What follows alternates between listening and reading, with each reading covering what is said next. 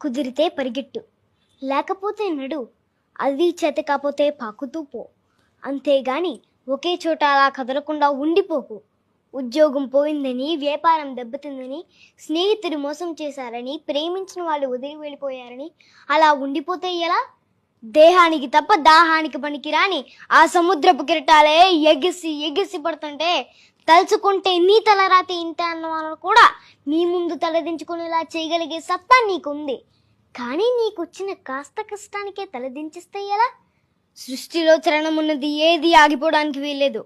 పారే నది, వీచే గాలి, ఊగే చెట్టు, ఉదయించే సూర్యుడు అనుకున్నది సాధించాలని నేను కసి కసిగా ప్రవేశిస్తోందే, ఆ రక్తంతో సహా ఏది ఏది ఆగిపోవడానికి వీల్లేదు.